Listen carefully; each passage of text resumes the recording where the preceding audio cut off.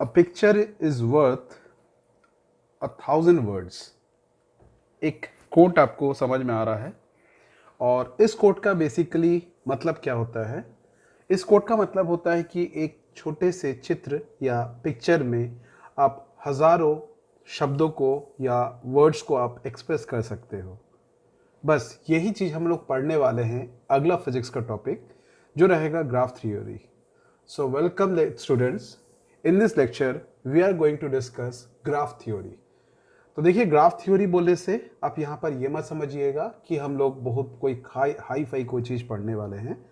हम लोग ये देखने वाले हैं कि हम लोग का फिजिक्स के बहुत सारे फिनोमेना ऐसे होते हैं या बहुत सारे सिचुएशन ऐसे होते हैं जिसको हम लोग मैथमेटिकली एक्सप्रेस करते हैं और मैथमेटिकली एक्सप्रेस करने से ज़्यादा बेहतर होता है अगर आप उसे किसी पिक्टोरियल फॉर्म में रिप्रेजेंट करते हैं या किसी डायग्रामेटिक फॉर्म में रिप्रेजेंट करते हैं। तो जब किसी भी मैथमेटिकल एक्सप्रेशन को आप पिक्टोरियल फॉर्म में एक्सप्रेस करते हैं that is called a graph. तो मतलब हम लोग हर एक्सप्रेशन को मैथमेटिकल एक्सप्रेशन को एक पिक्टोरियल फॉर्म में रिप्रेजेंट कर सकते हैं और उसी चीज के हम लोग बारे में बात करेंगे। So our next lecture will be based on the graph theory और ग्राफ इन फिजिक्स। देखिए क्लास 10th में जब थे आपको याद आता होगा आप लोगों का फर्स्ट चैप्टर जो हुआ करता था वो होता था equation, linear equation in two variables.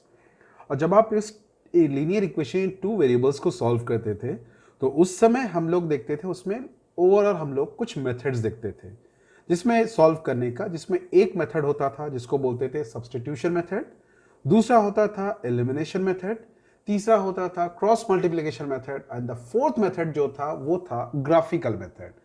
और अगर आपको ध्यान में आता होगा तो उस ग्राफिकल मेथड में हम क्या करते थे? ग्राफिकल मेथड में बेसिकली हम लोग क्या करते थे, एक इक्वेशन, जो भी इक्वेशन रहता था, सपोज हमारे पास इक्वेशन है 3x plus 4y is equal to 7, ऐसा कोई इक्वेशन रहता था। दूसरा कोई इक्वेशन रहता था, सपोज हमारे पास ऐसा 2x plus 7y is equal to 8। अब इन दोनों इक्वेशन से हम लोग एक लाइन प्लॉट करते थे, दो लाइन बनता था, उन दोनों लाइन का इंटरसेक्शन पॉइंट से सोल्यूशन निकालते थे। मतलब हम लोग को एक चीज समझ में आता है कि हम लोग उस समय जब भी इस लीनियर इक्वेशन को जब हम लोग ग्राफिकल या पिक्टोरियल फॉर्म में रिप्रेजेंट करते थे तो वो एक स्ट्रेट लाइन को रिप्रेजेंट करता था और यही कारण था वो एक स्ट्रेट लाइन को रिप्रेजेंट करता था बोल के हम लोग उसे लीनियर इक्वेशन बोलते थे हम लोग। ठीक है, linear stands for line, line से ही हम लोग एक्सप्रेस करते थे। मतलब एक चीज समझ में आ रहा कि हर लीनियर इक्वेशन एक स्ट्रेट लाइन को रिप्रेजेंट करता है। तो चलिए हम लोग इसी को देखते हैं और इसी से हम लोग सबसे पहला देखते हैं कि किसी भी लीनियर इक्वेशन को देखकर हम लोग उससे जो लाइन दिखता है वो लाइन जो है वो कैसा दिखता होगा उसके बारे में बात करेंगे। तो always remember a linear equation, linear equation, ठीक है, will always represent a straight line. It will represent a straight line. ये हमेशा एक स्ट्रेट लाइन को रिप्रेजेंट करेगा, इस बात को ध्यान रखेंगे। अब हम लोग का वो स्ट्रेट लाइन दिखता कैसा होगा उसके बारे में थोड़ा सा हम लोग डिस्कस करते हैं। तो देखिए क्या होता है, हम लोग कभी भी कोई एक स्ट्रेट लाइन को लिखने का एक स्टैंडर्ड फॉर्म होता है और वो स्टैंडर्ड फॉर्म होता है इस प्रकार से y is equal to M x plus c. अब जो सबसे इंटरेस्टिंग बात होता है कि बोलो सर आप तो बताइए यहाँ पर 3x plus 4y is equal to 7, 2x, इसमें कहाँ y इज इक्वल टू। तो आप ध्यान रखना, आप इसे चाहे तो लिख सकते हो। आप क्या करो, 3x को उधर ट्रांसफर कर दो, 4 से डिवाइड कर दो, तो आपका इक्वेशन, ये वाला जो इक्वेशन है वो कुछ इस प्रकार से बन जाएगा y is equal to -3/4x plus 7/4। देखिए y is equal to M x plus c के फॉर्मेट में इक्वेशन को हम लोगों ने कन्वर्ट कर दिया। मतलब हर लीनियर इक्वेशन को आप इस फॉर्मेट में कन्वर्ट कर सकते हैं। अब बोलो सर इस फॉर्मेट का क्या सिग्निफिकेंस है? तो देखिए इस फॉर्मेट का सिग्निफिकेंस ये होता है, बोलोगे सर ये m क्या चीज को बताता है, c क्या चीज को बताता है। तो यहां पे m जो है वो एक बहुत ही इंपॉर्टेंट चीज को बताता है इस लाइन का, और उसे कहते हैं हम लोग, उस m को कहते हैं हम लोग स्लोप। इसे कहेंगे slope of the line. Okay. और जो आपने सी लिखा, सी को कहते हैं हम लोग इंटरसेप्ट। सी जो होता है उसे कहते हैं हम लोग इंटरसेप्ट। थोड़ा सा टर्मोलॉजी तो समझ में आ गया, लेकिन है क्या ये चीज? देखिए, स्लोप का मतलब होता है ढाल।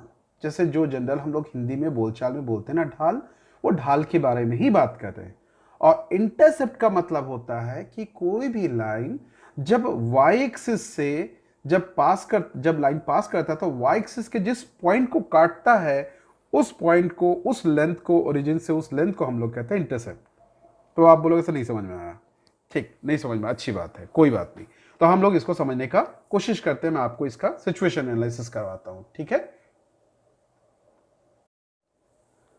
अब देखिए, ये रहा वो लाइन जिसका इक्वेशन हम लोग क्या मान रहे हैं, y is equal to M x plus सी।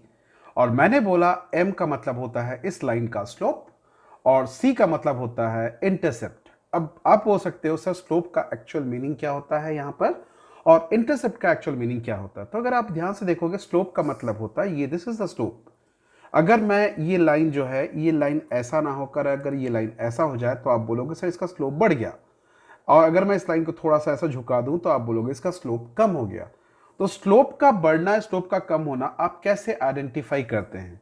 तो देखिएगा यहां पर स्लोप जो होता है, स्लोप को मेजर करने के लिए यहां पे जो मैं m is equal to slope लिख रहा हूं, तो m क्या होता है, m इज इक्वल टू जो स्लोप लिख रहे हैं हम लोग, उसे एक्चुअली हम लोग लिखते हैं tan थीटा जो का मेजरमेंट जो होता है, that is called slope. That is, if any line makes angle theta with x-axis, then tan theta is called slope of that line. ठीक है।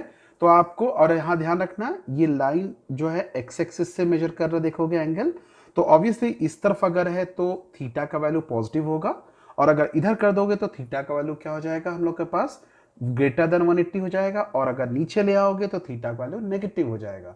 हम लोग negative angle positive angle last time हम लोग डिस्कस किए थे, ठीक है।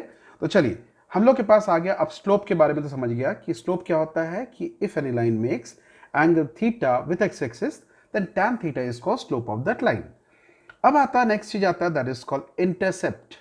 इंटरसेप्ट का मतलब होता है, तो पहले तो आप देखिए ये वाला पॉइंट को अपन क्या कहेंगे, ओरिजिन। और ये जो लाइन है ये वाई एक्सिस को इस पॉइंट पर कट कर रहा है। तो ओरिजिन और जिस पॉइंट पर वाई एक्सिस को ये लाइन कट कर रहा है उस लेंथ को हम लोग कहते हैं इंटरसेप्ट। इसे हम लोग c से एक्सप्रेस करते हैं। That is, it is the distance between the origin and the point of intersection of line with the Y axis is called what, intercept. इसको हम लोग इंटरसेप्ट कहेंगे। अब एक चीज ध्यान रखना, अगर इंटरसेप्ट पॉजिटिव है तो मतलब ये लाइन ओरिजिन के ऊपर से जा रहा है, और ये लाइन अगर ओरिजिन के नीचे से जाएगा तो हमारा लाइन शायद ऐसा कुछ बनेगा। जब ऐसा कुछ बनेगा तो मतलब इंटरसेप्ट नीचे की तरफ मेजर करेंगे, और नीचे की तरफ इंटरसेप्ट क्या होगा, नेगेटिव होगा। तो देखिए कितना अच्छा चीज आपको समझ में आ रहा है। अगर थोड़ा समझो आप लोग कि अगर किसी एक्सप्रेशन में, लीनियर इक्वेशन में अगर इंटरसेप्ट पॉजिटिव आता है तो आप बिना सोचे समझे डायरेक्ट बोल सकते हो कि ये लाइन जरूर हमारा कहां से पास कर रहा होगा, ओरिजिन के ऊपर से पास कर रहा है। अगर किसी लीनियर इक्वेशन में अगर मान लेते हैं वो लाइन ओरिजिन के नीचे से पास कर रहा है तो उसका इंटरसेप्ट क्या होगा, नेगेटिव होगा। और अगर किसी का इंटरसेप्ट 0 है तो मतलब वो जरूर वो लाइन कहां से पास कर रहा होगा, ओरिजिन से पास कर रहा होगा।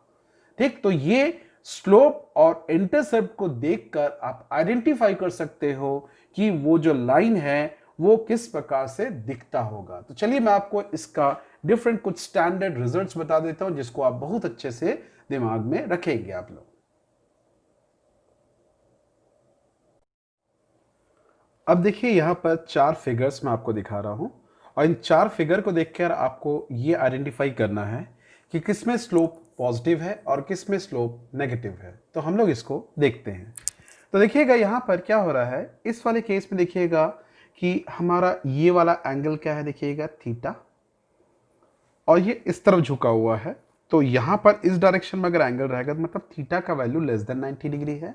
और हम लोग पढ़ चुके हैं कि अगर थीटा का वैल्यू लेस देन 90 डिग्री होता तो tan थीटा का वैल्यू पॉजिटिव होता है।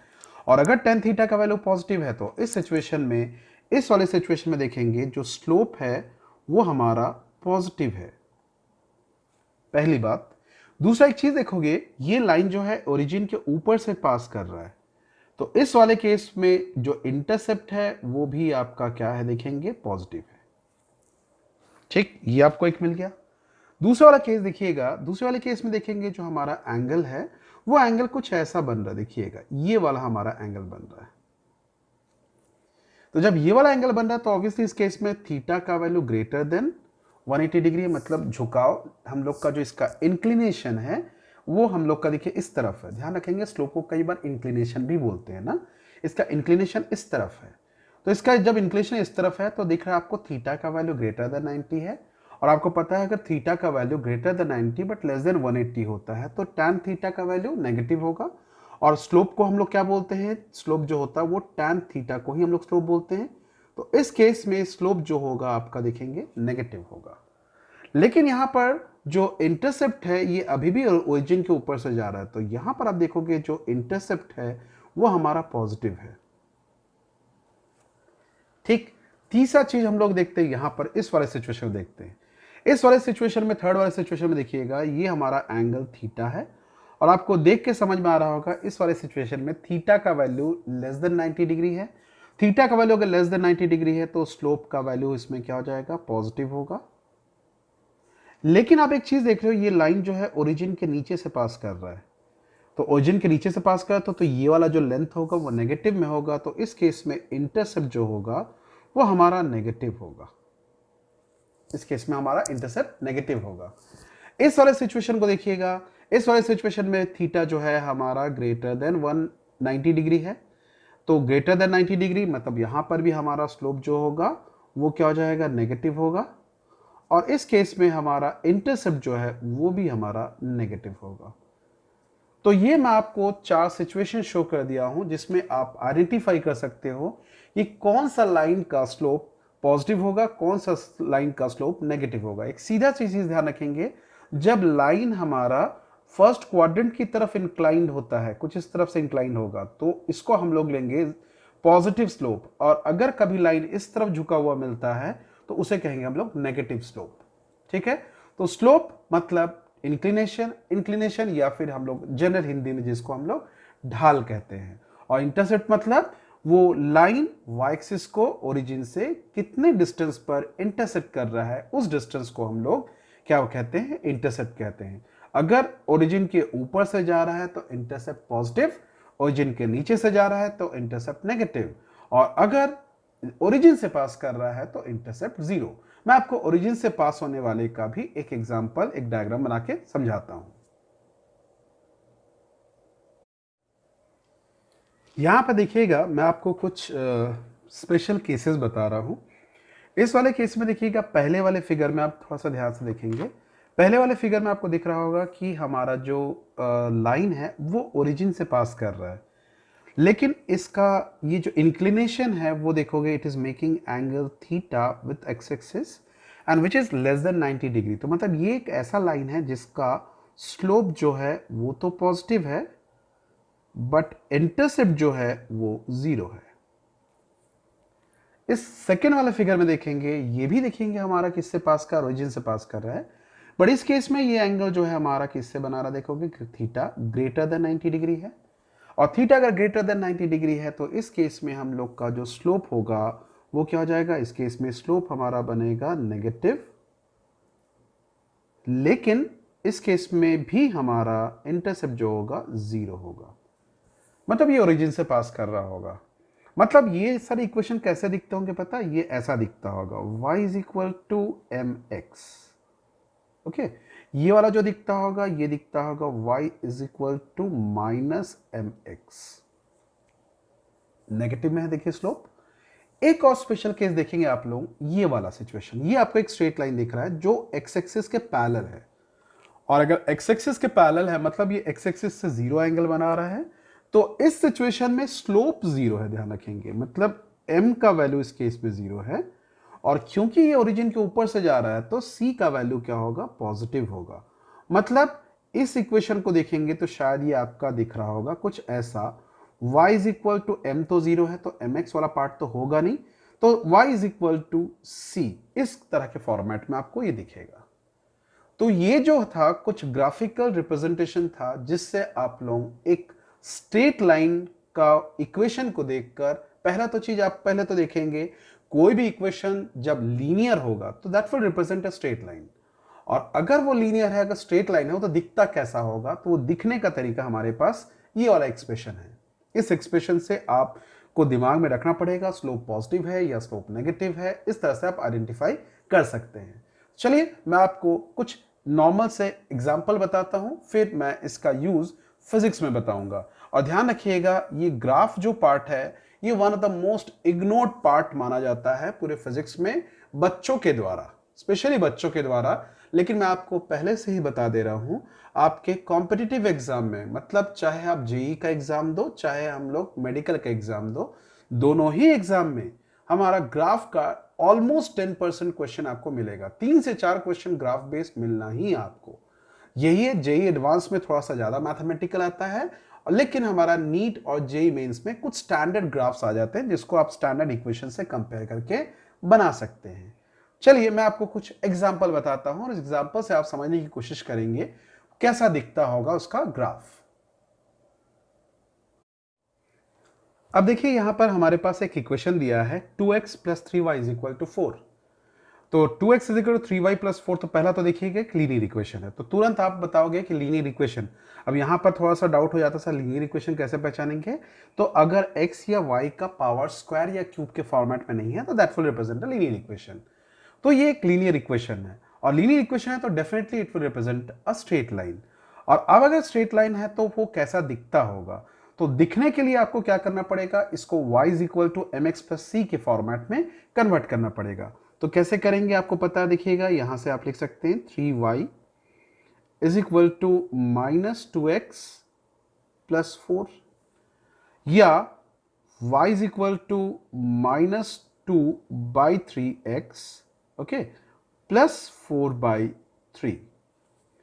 अब आपको दिखिएगा ये हमारा स्टैंडर्ड लाइन का इक्वेशन के फॉर्मेट में दिखता होगा, y = mx + c।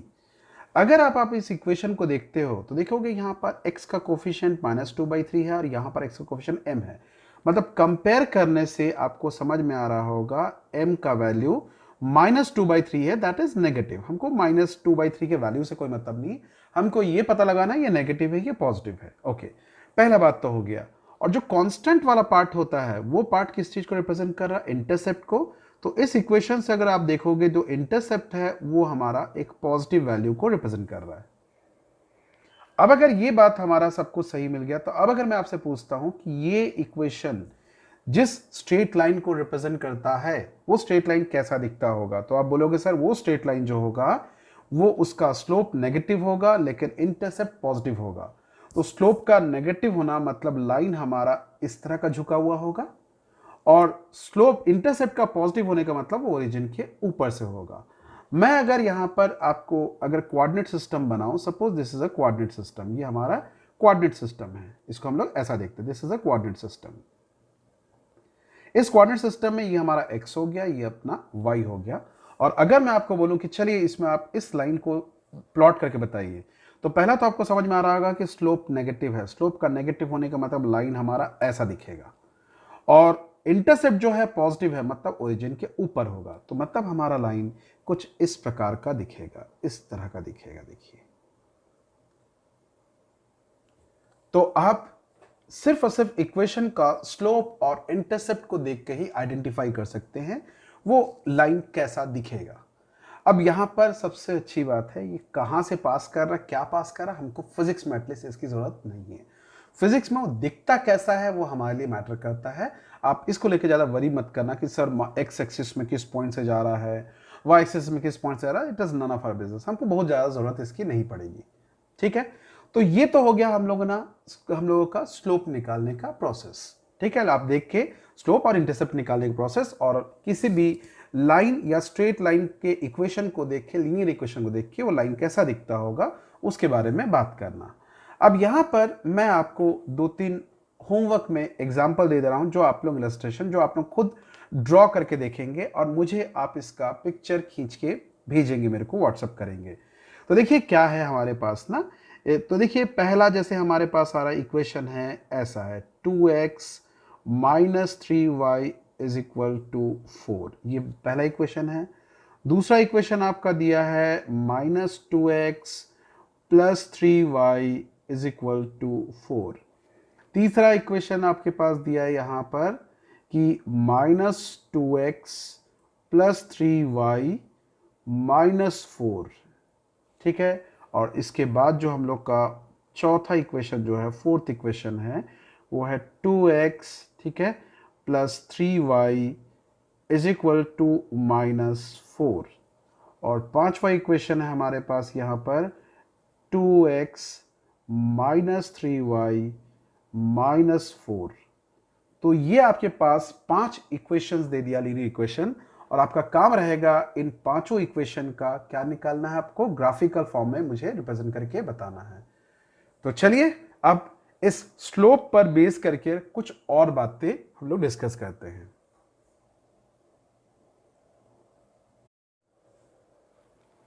अब यहां पर मैं आपको दो फिगर बता रहा हूं। इन दोनों फिगर से आप देखिएगा कि आपको आइडेंटिफाई करना है कि इस केस में स्लोप क्या होगा, इस केस में स्लोप क्या होगा।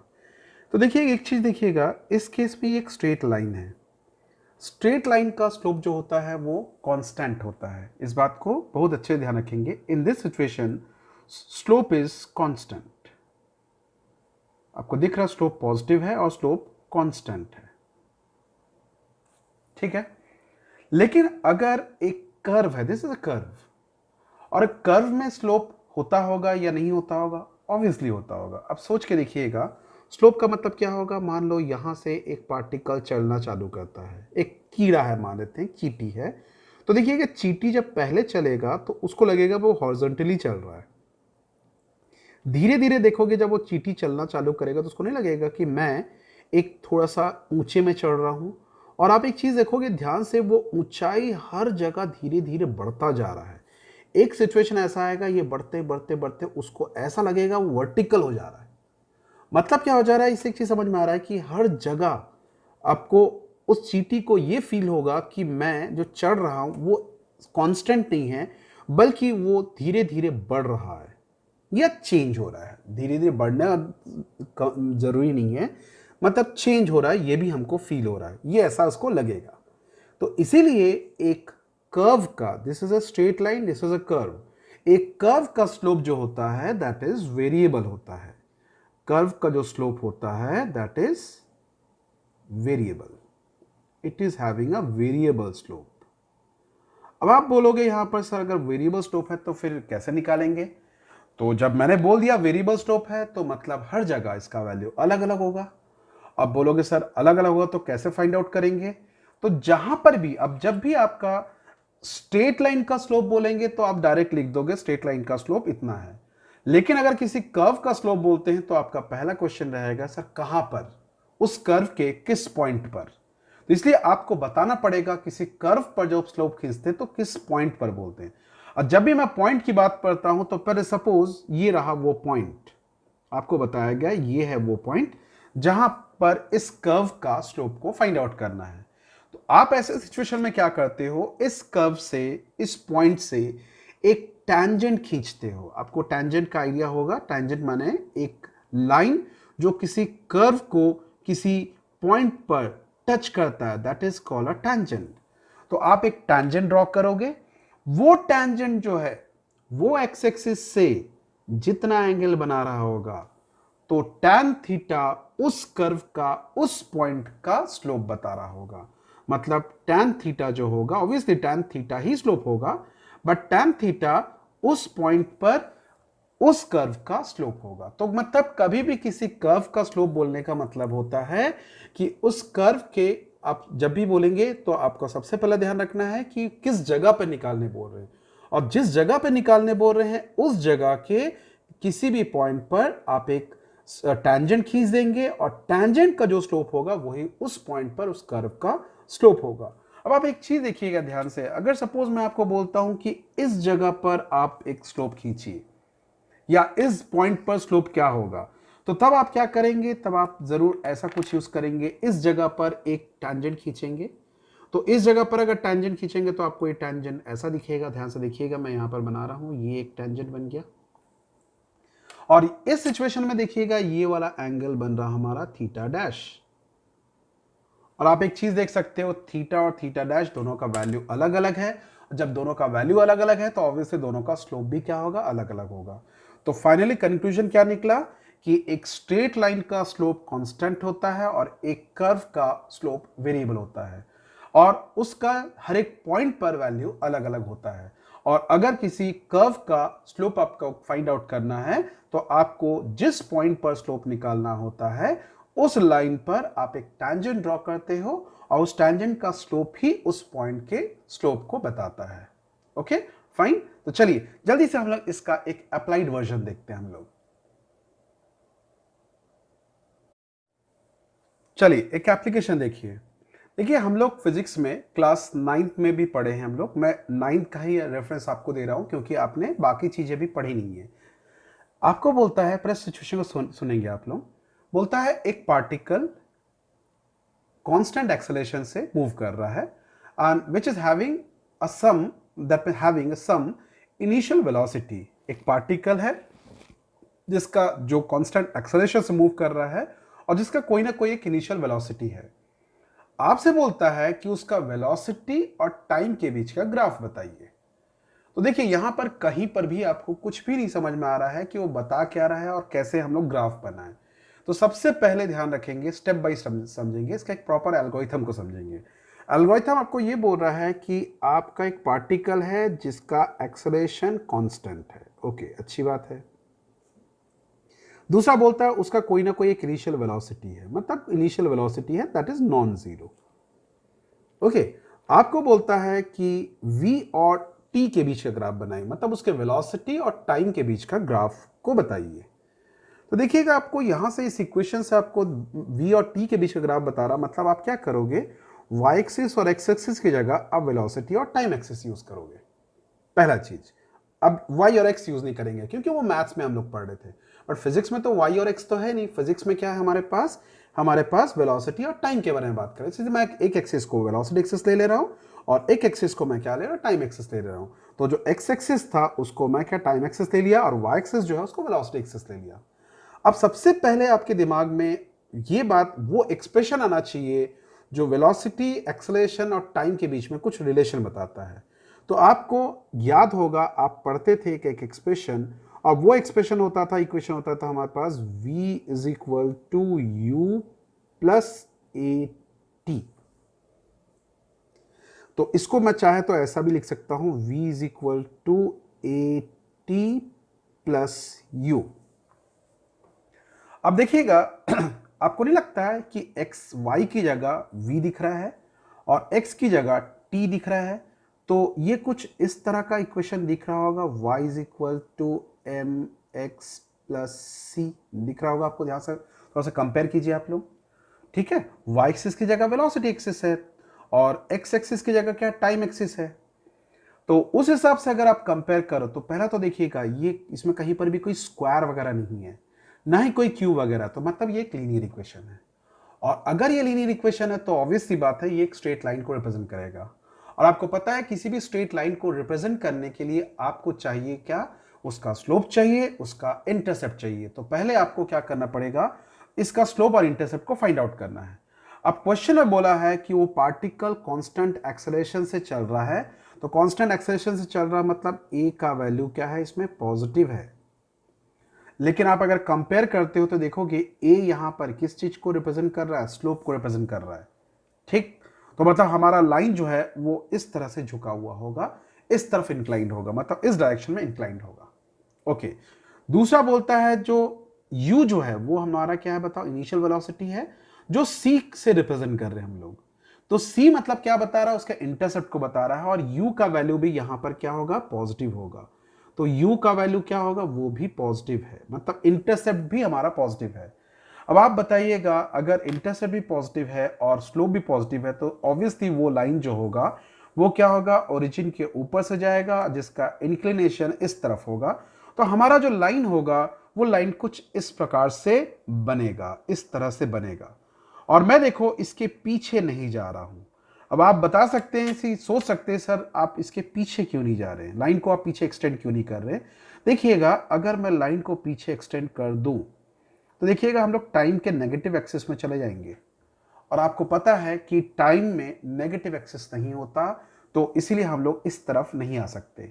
मैथ्स के पॉइंट ऑफ व्यू से ये ग्राफ एकदम सही है, अगर आप पीछे खींच देते हो तो भी सही है, लेकिन फिजिक्स के पॉइंट ऑफ व्यू से ग्राफ के इस तरफ हम लोग शो नहीं कर सकते, क्योंकि इसके इधर आते हैं तो टाइम एक्सिस क्या हो जाएगा, नेगेटिव हो जाएगा।